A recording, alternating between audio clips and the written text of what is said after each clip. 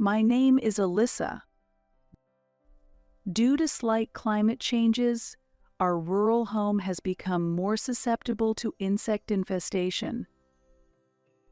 As a result, I actively perform pest control every year, effectively becoming a hunter-like figure as a 34-year-old full-time housewife.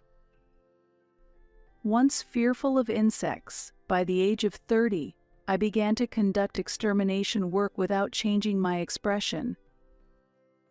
I think I have become quite tough. Today, I want to share an episode about how I dealt with my younger sister Emma, who had an affair with my husband, Scott. He was my childhood acquaintance, but our relationship blossomed a few years ago when I was still in my 20s. At that time, a middle school reunion was held after a long while, and I got reunited with him there. When we had just started elementary school, Emma, 2 years younger than me, Scott, and I used to play together. However, as we reached the age where it became embarrassing to play with girls, Scott began to distance himself from us. Scott's family moved away during middle school, making it even harder to keep in touch. Therefore, it was very tense for us to talk at the reunion. But something reliable exists when you grow up alcohol. Scott and I, both lovers of alcohol, enjoyed the reunion more than expected thanks to its help. After we had a drink for 3 rounds just by ourselves, Scott said something as we were about to part ways. "I've liked you since we were kids, and it seems those feelings have continued until now." I thought, what does that mean? But the conversation lightened, and he suggested, "Why don't we date?" So our relationship began. The next day, a sober Scott exclaimed, "Oh, I finally said it. How embarrassing. Am I being pretentious? What do you think? Is it selfish?" while rolling on the floor, and I burst into laughter. Though I felt sorry for him, seeing the person you like feel embarrassed is inexplicably fun. Afterward, things progressed quickly, and we decided to get married, visited both families, and informed them about the wedding plan for 6 months later and the start of us living together. We did that before the wedding to better understand each other's daily lives. Since we were originally childhood friends, our families knew each other well. There were no obstacles, and they gave us their blessings for our marriage smoothly. That's how it should have been, but something unexpected happened at home. During a meal with my family, Scott had come to visit. "Hello," said Emma after she came home from work. Upon seeing Scott at the table, her surprise quickly turned to joy. "Scott, why are you here?" Scott said, glancing at me shyly. "Actually, we've been dating for the past 6 months and are considering marriage. He came today to tell us about it." I decided to explain the situation to Emma, thinking it was my responsibility. At that moment, Emma's face contorted as if she was holding discomfort. "Wow. I'm tired. I'm going to sleep. See you later." She hurriedly went into her room and slammed the door shut. Oh, this is bad. I wondered if I had upset her and looked at Scott with a puzzled expression, but he reassured me with a smile. "It's okay." Just to clarify, Emma is not usually like that.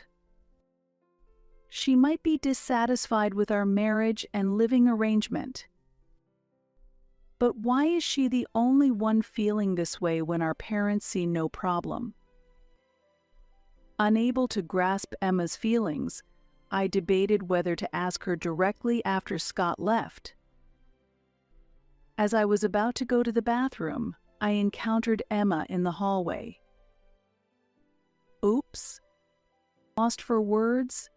Emma glared at me angrily. I can't believe you decided to marry Scott. I've liked him for a long time. I will never forgive you. Emma stormed off with heavy footsteps, leaving me in shock. At her sudden confession, I could only be astonished. Really? Did she like Scott? It felt like a drama unfolding, and I was overwhelmed. After a sleepless night, I came to a conclusion. Even if Emma likes my fiancé, why should it be a problem? Our marriage is already decided. If Scott had said he liked Emma, it would be a different story, but that's not the case. If she had feelings for him since childhood, she should have told him sooner. It's her own failure not to have expressed her feelings, and I shouldn't be blamed. I expected her backlash, but decided to handle it with the poise of an elder sister. In this heavy situation, I chose to think optimistically. However, I continued to struggle with whether to tell Scott. If Emma's feelings became known to him, it could cause problems. But if I didn't tell him, he might continue to feel uncomfortable every time he came to our house. Deciding it was his right to know, I explained everything to him. If there's trouble, seek help. There's only so much I can do. Scott reassured me. Sibling issues, huh? If Emma becomes aggressive, will you protect me? Of course not. Ha ha. With such light-hearted exchanges, we decided not to overthink things. We had no intention of reversing our decision to marry, and persuading Emma and gaining her understanding seemed unlikely. Ultimately, just letting it be was our decision. As expected, Emma's resistance intensified. The first day, she drained the bathtub water she had used first. No big deal, I'll just shower. But having my makeup and wallet hidden before work was quite stressful. I don't have the luxury to hunt for treasures in the morning. Desperately searching while nearly being late, I ended up rushing to work at the last minute twice a week, receiving sharp glances from my boss, as if I was neglecting my duties due to my upcoming marriage. This is unacceptable. As her older sister, I internally struggle with whether to forgive or not to forgive. Initially, our parents were unaware of my sister's pranks, but they realized something was amiss after some of my important items were hidden. There was even a scene where our mother scolded my sister, asking, "Why are you behaving so childishly?" On the other hand, my sister thought little of it, but the real problem was with our father. Shortly after my sister was born, when our mother fell ill, my father took care of her, which made him especially fond of my sister. In other words, through his parenting experience, he developed maternal feelings. I understand his feelings. It's natural to feel affectionate towards a daughter whom he had struggled to raise. An incident that made me feel he favored my sister was when I wanted to go to an amusement park as a child. My sister wanted to go to an aquarium instead, and my father ultimately decided we would go to the aquarium. At that time, my friends often said, "Your sister is loved more," so it kind of confirmed there was indeed a bias in affection. Since my mother respected our different opinions, she didn't have a big problem with my father's bias, but if she had been biased too, I might have suffered from a deep sense of inferiority. Perhaps it's my optimistic nature that allowed me to go through it well. I used to say things like, if there's someone who can make me feel sad, I'd like to meet them. However, this time, my father clearly supported my sister. Apparently, my sister felt that her older sister stole her boyfriend, and my father blamed Scott as a heartless man who messed around with both of his daughters. As the older sister with a marriage already decided, I could understand why he would defend my younger sister who felt abandoned. My father's view was met with skepticism by my mother, who half doubted, I can't see Scott doing such a thing, and when I insisted, that's not true, she listened to both sides. Then, my mother judged us both fairly without blindly believing anyone's words. However, my father strongly said, I can't forgive that heartless man who played with my precious daughters as if I was influenced by Scott. He completely ignored my attempts to explain. Although my father is a wonderful father who deeply loves us, this time I wish he would listen to me more. It's troublesome if there are more objections to the marriage, but I've decided to go against them and proceed. Effectively, that means moving up the schedule and starting to live with Scott immediately. If the problem is concentrated on my sister, the best course of action is to distance myself from her. If I leave the family home, her harassment should stop. That should solve the problem. As if to prove this choice was correct, our living together proceeded smoothly. Over time, my mother said, maybe you're right. You're an adult now, live as you see fit supporting me, and although my father had complaints, he said nothing more. Even if Scott and I were to break up, I doubted that Scott would choose my sister, as it seemed pitiful. I feel this was the smoothest way to handle the situation. It was hard for Scott to be in such an unfortunate situation, but since my sister stopped contacting us, I wondered if everything would finally settle down. Then came the day of the wedding.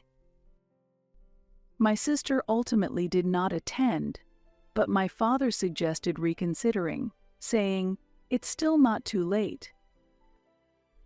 My mother laughed and said, I also thought I made a mistake several times after marrying your father. Marriage comes with various things. My father was clearly shocked to hear what she said. Although not everyone blessed us wholeheartedly, at the very least, we had our wedding under our parents' eyes. The next morning, the home doorbell wouldn't stop ringing. What? Scott and I jumped up in a panic, rushing to check the door monitor. Unbelievably, the whole family had come. Dad, Mom. Emma, what's going on? Before my surprise, Emma looked at me coldly. I didn't tell you, but I'm pregnant with Scott's baby. I want him to take responsibility. That's the case. Fortunately, Alyssa has no children yet. Scott should take responsibility and marry Emma. Give Scott up.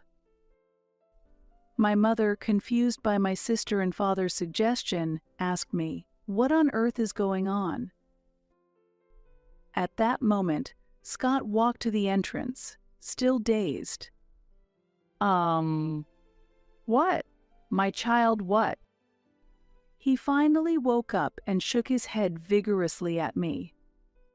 No, that's not true. It was a dramatic denial like something out of a drama. I know. His panicking only makes it more suspicious, so stop that. I kept silent. holding back my laughter. What? Scott's child. How far along is the pregnancy? 2 months. If Scott doesn't take responsibility, this child will be fatherless. That would be too sad, right? 2 months. Shocked by my sister's words, Scott and I looked at each other. Ha ha ha ha. Scott and I burst into laughter. Our parents were confused and unable to understand. Emma panicked. Why are you laughing? Look, it's been 2 months, right?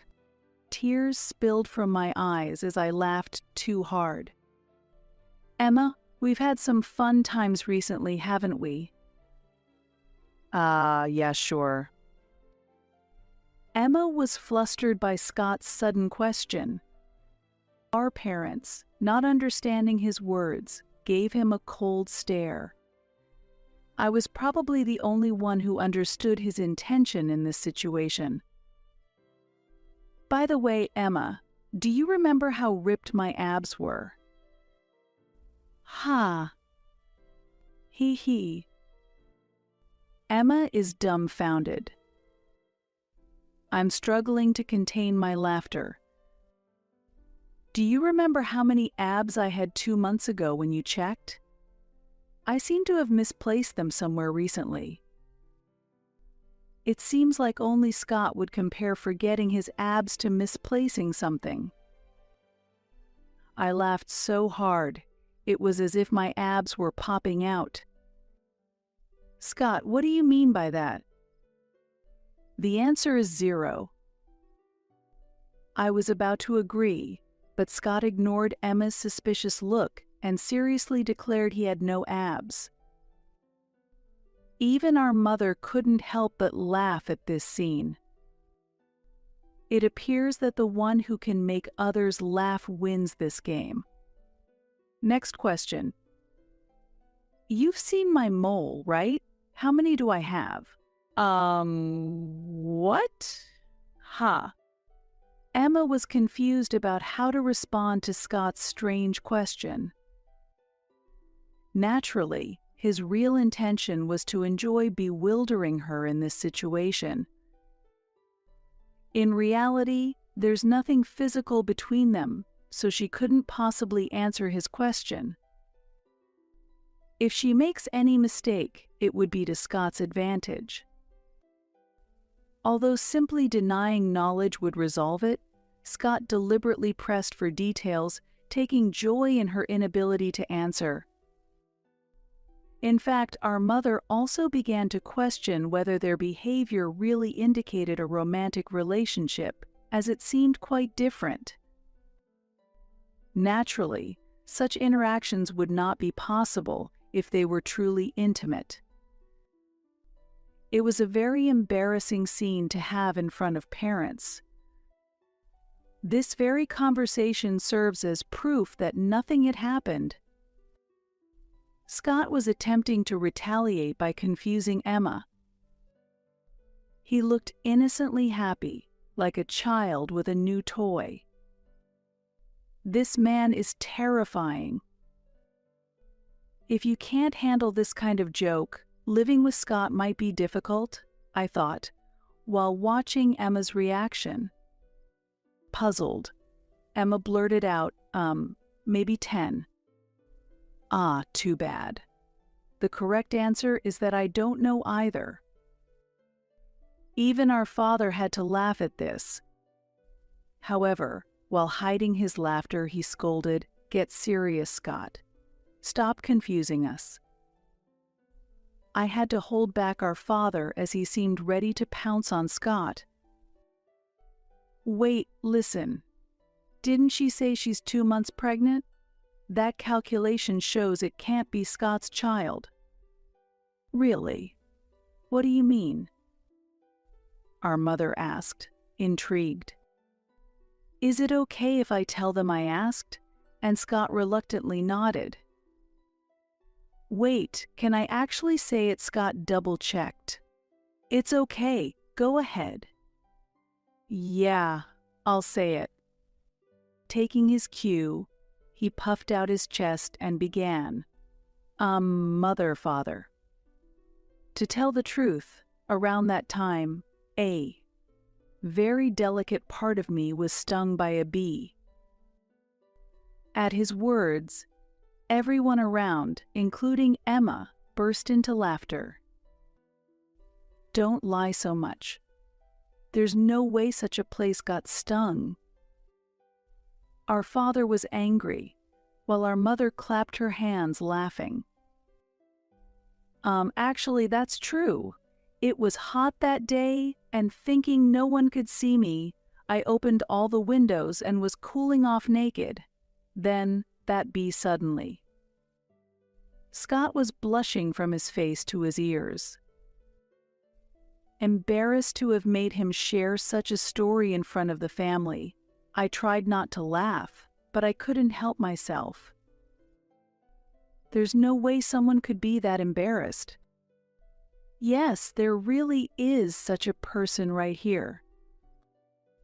Scott objected to our father's words loudly, though it was not a story he was particularly proud of. Even so, that doesn't mean I can definitively say that my pregnancy isn't Scott's fault. Emma, regaining her stance as if to recover her position, restarted the argument. "Think about it, Emma. It was a bee sting. Can you imagine? A crucial part. Dad, try to imagine. As a man, you must understand the pain." Emma was speechless at Scott's serious expression. Our father listened to Scott and unconsciously covered that part, looking down embarrassedly. His anxious expression gradually softened, seemingly coming to terms with Scott's words. It's a very important, delicate part for a man, so it was really troublesome. I had to call an ambulance. I was in the ambulance with him. I was even more embarrassed. Reacting to Scott's explanation, I couldn't help but respond. It was tough because he had a fever, and in such a condition. It's a bit of a peculiar hobby, isn't it? If there are any doubts, we could ask the hospital that helped us, Scott modestly suggested, causing our mother to burst into laughter. "Scott, ever since you were little, you always wanted to take off your swimsuit when playing in the kiddie pool. Come on, show us the place where you were stung." While laughing heartily, our mother excitedly approached Scott. "It's completely healed now, so there's no evidence. I can't show you something like that." Scott, for some reason, tried to escape from our mother, not covering the relevant part. It was clear from this scene that our mother completely trusted him. I, too, felt relieved. However, Scott seemed uneasy for a slightly different reason. Well, even from a man's perspective, it's not usual to lie about such an embarrassing thing, and it's clear without going to a doctor. At that moment, our father looked at Scott with a compassionate gaze, as if cherishing his slight dignity. It was a face I had never seen before. Ironically, the area that was attacked tends to elicit sympathy in certain situations. Does an injury prove advantageous even in such cases? In the midst of this, I spoke to my bewildered sister, Emma. "Listen, even if such ridiculous lies are told, we're not getting a divorce. In fact, the only person who will end up more miserable is you. Even if you don't believe it, I truly wish for your happiness. After all, you're my only sister." At that moment, Emma's eyes widened dramatically. "Shut up, shut up, shut up. I'm so done. I don't need a Scott who can only be yours." As Emma became emotional and tried to lash out at me, Scott forcefully brushed off her hand. "I don't care what Emma thinks of me. I love Alyssa, and that's enough for me. Emma will continue to be a dear childhood friend and a sister-in-law, but I do not see her romantically. If you continue with these lies, I will respond firmly. As Alyssa's husband, it's my duty to protect her."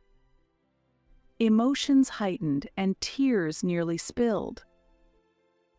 "It's all over. I've never ever felt like the world was against me until today," said the person who wouldn't seem to have been in despair after a bee sting.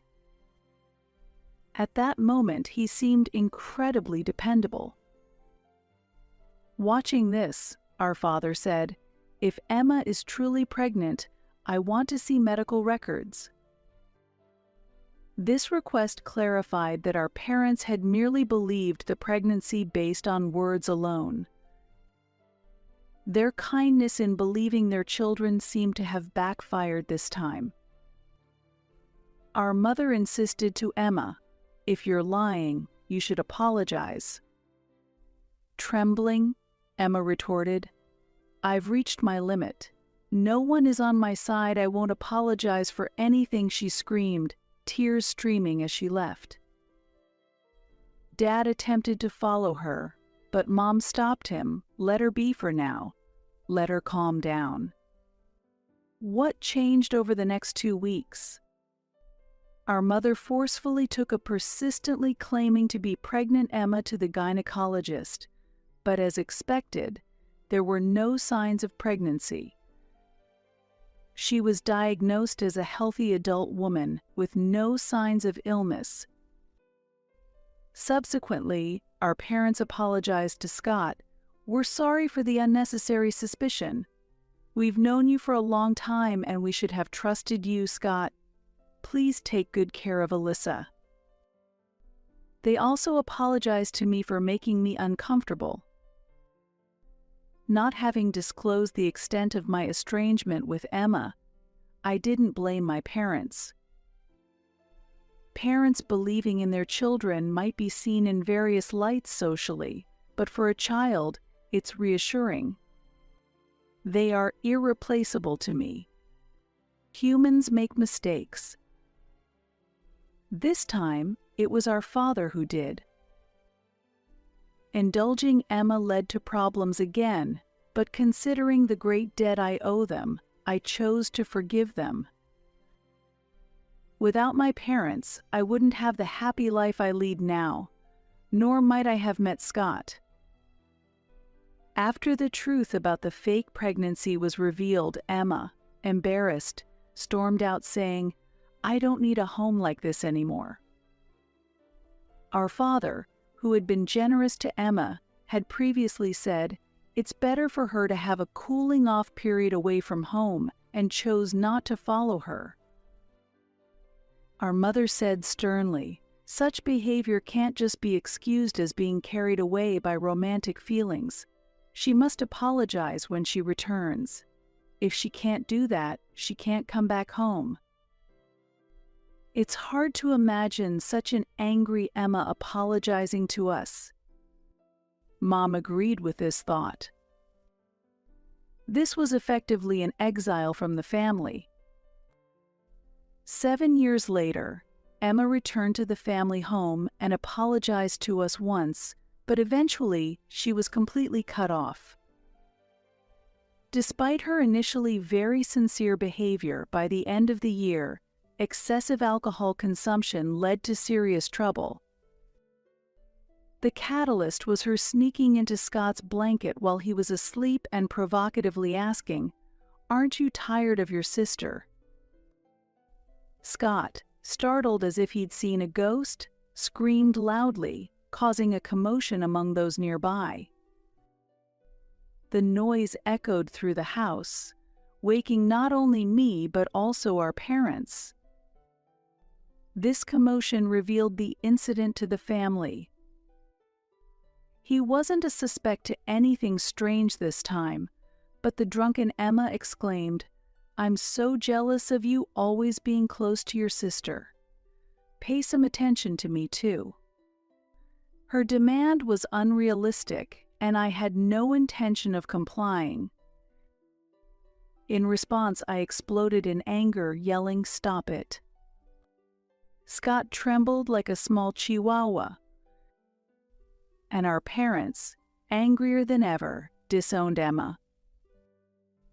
Especially our father, despite his deep love for Emma, expressed his outrage. "I don't remember raising a child who behaves like this." I will never forget this shocking event. Once sober, Emma apologized repeatedly, but our father firmly refused, saying, "I can't believe you. The things you do when you are drunk reveal the truth." This resulted in Emma tearfully leaving the family home for good. After that, my life changed significantly, with my first pregnancy being confirmed by the end of the year. Since then, I have continued to have children, and am now a mother of 4 at 34.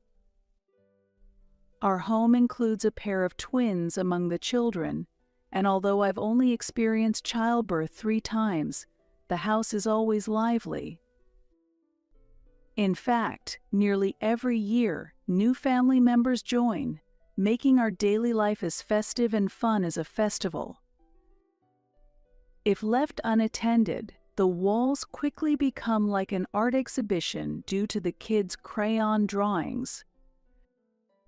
Scott and I often move around the house busily with vacuum cleaners, especially on Sunday mornings.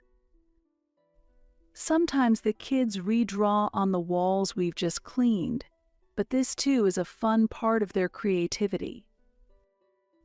Our youngest is currently in a bit of a rebellious phase, resisting dressing, brushing his teeth, and using the toilet.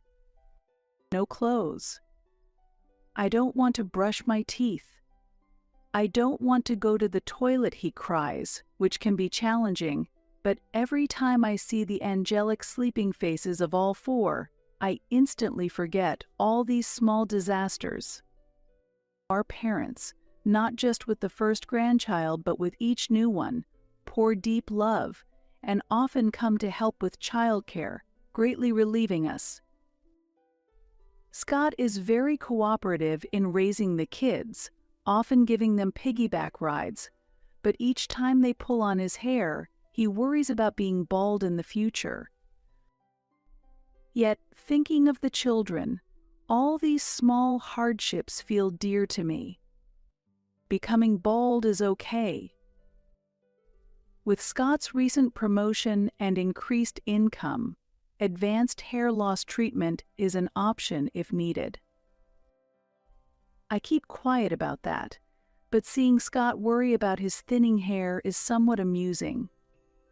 Seeing various sides of the person you love is very interesting and enjoyable. It's one of the small joys between us. He he he. Ideally, people might prefer a quiet and calm house, but our home is the exact opposite. It's too noisy, but all that noise is a great source of happiness for me.